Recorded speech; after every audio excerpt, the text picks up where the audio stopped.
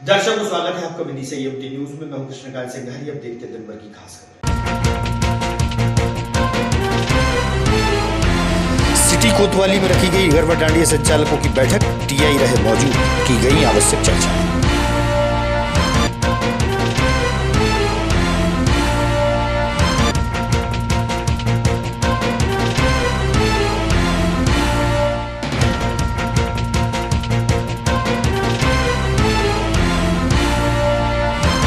Highway road निर्माण सामग्री डाली जा रही है। पैराडाइज कॉलोनी के मुख्य द्वार पर परेशानियों के चलते कॉलोनी निवासी पहुंचे एसडीएम के पास।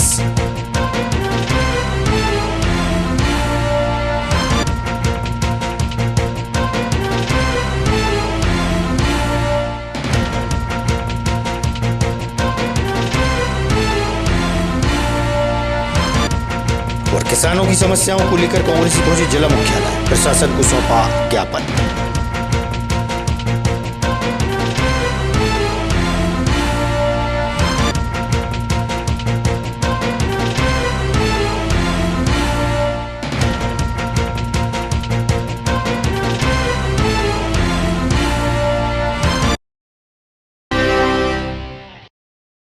दर्शकों को स्वागत है आपका विधि से एमटी न्यूज में। मैं हूं कृष्णकांत सिंघारी। अब देखते हैं दिन भर की खास खबर। नवरात्रि पर्व के दौरान शहर में कई स्थानों पर गरबा डांडिया चल रहे हैं।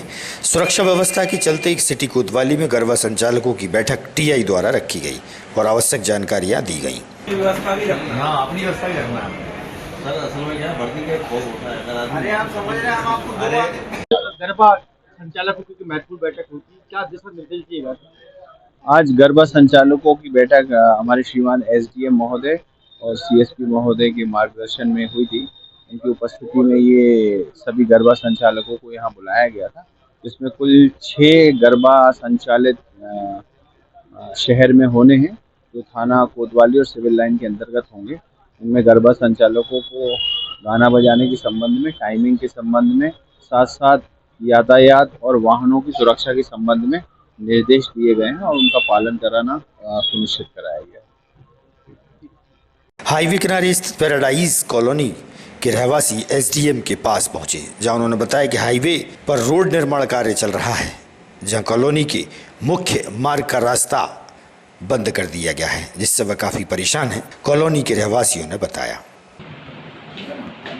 खाली होती है और उसके बाद जो प्राइवेट आदमी होता है उसको अपना एमओएस अलग छोड़ना होता है। मेरे पास अगर 100 मीटर की रोड, अदरवाइज हमने जैसे आमतौर पर होता है कि अपने घर से बाहर निकले और सड़क तय कर दिए, वैसा वहाँ पे नहीं। ठीक है, वैसा वो कभी हो भी नहीं सकता, क्योंकि अगर आप थोड़ा बहुत अगर हमने छोटे तौर पर मान लिया तो 10 फीट मान लीजिए बिल्डिंग सड़क छोड़ी और 10 फीट प्राइवेट ओनर ने छोड़ा, तो आपकी जब कॉलोनी बनेगी या जो भी चीज़ बनेगी उससे सड़क जो है लगभग। दीपेश राजपूत है। हम सभी लोग बालाजी पैराडाइज के निवासी हैं, जो अहमदपुर बाईपास पे कॉलोनी बनी हुई है। हम लोग, हमारे जो दोनों गेट हैं कॉलोनी से निकलने के लिए, उनको बाधित कर दिया गया है नेशनल हाईवे वालों ने। जो एनएचआई का ऑफिस है वहाँ पे, वो हम वहीं कॉलोनी में रहते हैं, और जो रोड बना रहे हैं, जो 1 नंबर और 2 नंबर के गेट थे, उन दोनों को उन्होंने बंद कर दिया गया है। एक तरीके से आने जाने में काफ़ी समस्या हो रही है। स्कूल जाते हैं बच्चे, हम लोग ऑफिस जाते हैं, अपनी दिनचर्या के काम करते हैं। उन्होंने रोड ब्लॉक कर दिए हैं कॉलोनी का और उनका जो भी है, लेकिन पूरी कॉलोनी कहीं ना कहीं परेशान हो रही है। 1 नंबर गेट पे उन्होंने सर्विस रोड डाल दिया गया है, वहाँ पे जगह है निकलने के लिए, लेकिन उन्होंने गेट बंद कर दिया है, ब्लॉक लगा दिए हैं। रोड बनने के बाद भी गेट को बंद कर देना, ये समझ में नहीं आता है। 2 नंबर गेट जो था हमारा, उस पे से घूमकर जाना पड़ता है, लेकिन वहाँ पे जो बाईपास हाईवे बन रहा है, वहाँ पे जो ब्रिज बन रहा है, उसका उतार जो है उसी गेट पे है। तो आने वाले समय में कहीं ना कहीं दुर्घटनाओं को न्योता है और परेशानी पूरी कॉलोनी वासियों को हो रही है, क्योंकि बच्चे भी हैं और सभी तरह के लोग जाते हैं। अगर 1 नंबर गेट को ब्लॉक कर दिया गया है और 2 नंबर गेट पे आने वाले समय में ये स्थिति हो गई थी, कॉलोनी के 700-800 जो परिवार हैं, वहाँ पे लगभग 2-2.5 हज़ार की आबादी रहने वाली है ना। अभी 150-200 परिवार रह रहे हैं, तो वो कहाँ जाएंगे? उनको कॉलोनी से बाहर जाने की अनुमति नहीं है क्या? नेशनल हाईवे वाले ये चाहते हैं क्या?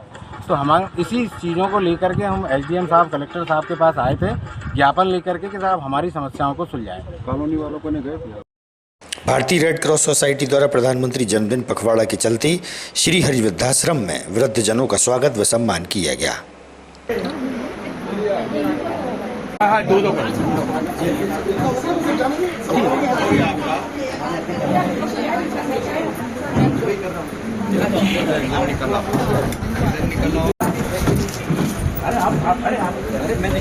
अरे आप आज ही आप ही जाओ। आओ मेरा जी।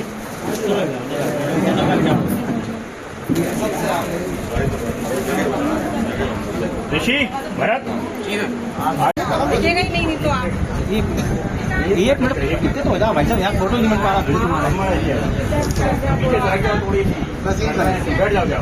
बैठ जाओ बैठ जाओ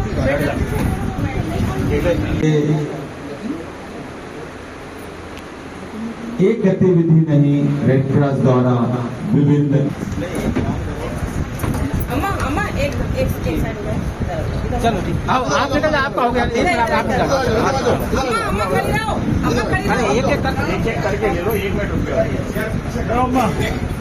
प्रधानमंत्री माननीय नरेंद्र मोदी जी के जन्मदिन से शुरू हुआ ये सेवा पखवाड़ा। सभी को अच्छा लगता है। यहाँ पर बहुत अच्छी सेवा होती है। मेहरा जी, महेश्वरी जी का जन्मदिन भी है। मैं एक बार सभी से कहूँगी कि महेश्वरी जी भाई साहब के लिए सब लोग तालियां बजाएं और को बहुत बहुत शुभकामनाएं।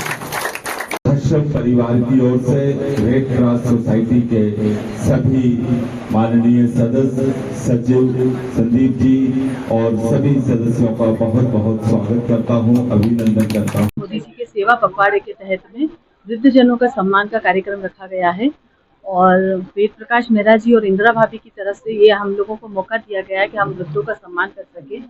वृद्धों का सम्मान तो हर समय करने का है, लेकिन बड़ा ही दुखदाई है कि हमारे जो बुजुर्ग है, जो हमारी धरोहर है, वो यहाँ पे आके उनको उनका परिवार से बिछुड़ के यहाँ रहना पड़ रहा है। एक बहुत बड़ा ही गंभीर विषय है जिसे हमें सोचना पड़ेगा और हमें हमारी आगे आने वाली पीढ़ियों को भी समझाना पड़ेगा कि ऐसे वृद्धाश्रमों की वृद्धि ना हो, क्योंकि ये एक बहुत चिंतनीय विषय है। उस उपलक्ष्य में आज वृद्धों का सम्मान हम लोगों ने यहाँ रखा है हरि वृद्धाश्रम में, और यहाँ हमको वेद प्रकाश जी और इंदिरा शर्मा जी ने सौभाग्य प्राप्त कराया है कि हम यहाँ आकर रेड क्रॉस सोसाइटी विदिशा के द्वारा सभी सम्मानीय सदस्य यहाँ आकर हमने बुजुर्गों का सम्मान सॉल श्रीफल से किया है। यशस्वी प्रधानमंत्री श्री नरेंद्र मोदी जी के जन्मदिन के उपलक्ष्य में 17 सितंबर से लेकर 2 अक्टूबर तक सेवा पखवाड़े का कार्यक्रम भारत सरकार की ओर से है।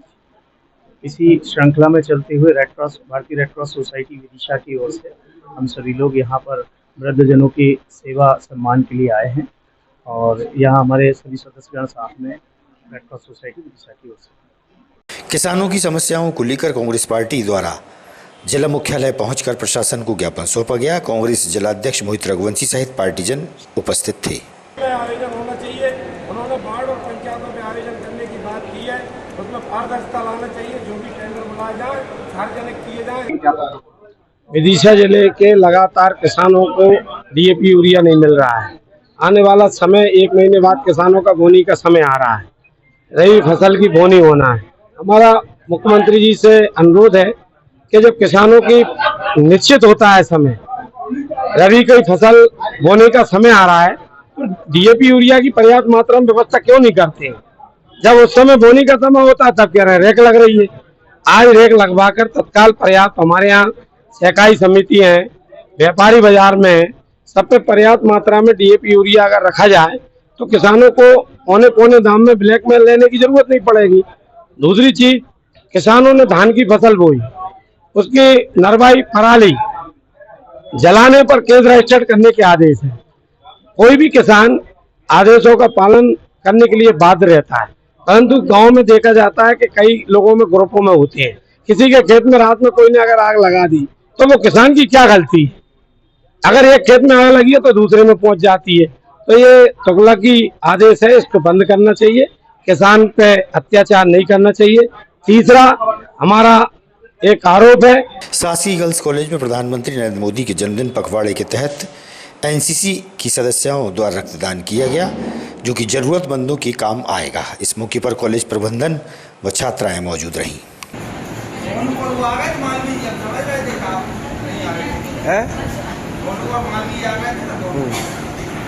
नहीं, इसको भैया को भेज दिया आपने।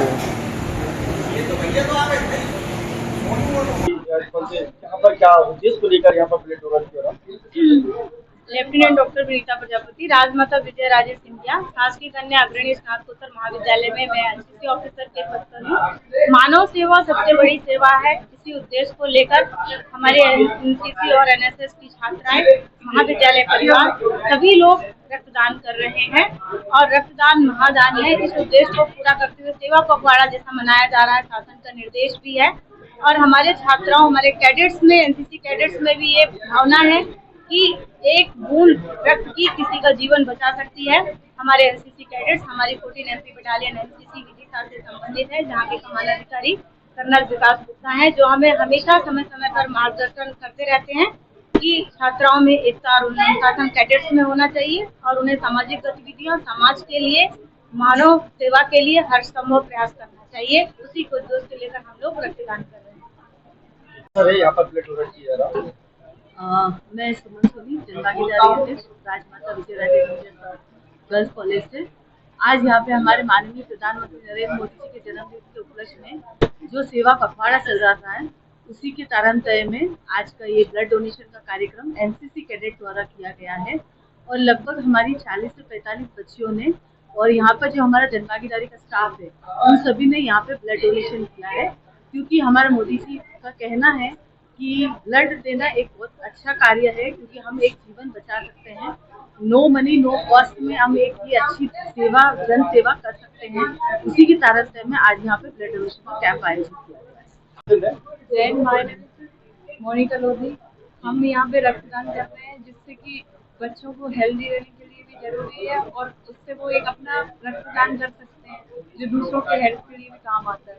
और ये स्कूल में कॉलेज करेंगे, कौन सी कॉलेज पढ़ती है? ये हम गवर्नमेंट गर्ल्स पीजी कॉलेज की तरफ से हो रहा है, 14 MP बटालियन एनसीसी, जिसकी इंचार्ज ANO विनीता प्रजापति है ना, उनके अंडर ये पूरा ब्लड डोनेशन का काम चल रहा है। पुलिस लाइन पुलिस क्वार्टर में रहने वाले आरक्षक राजेश रघुवंशी की पत्नी रानी रघुवंशी द्वारा अपने घर में फांसी लगाकर आत्महत्या का मामला प्रकाश में आया है। इस मामले को लेकर CSP अतुल सिंह ने बताया कि परिजनों के बयानों के बाद आगे की कार्रवाई की जाएगी। वही मृतिका के मामा ससुर राम अवतार व मृतिका की बहन का इस बारे में क्या कहना है, सुनिए आप।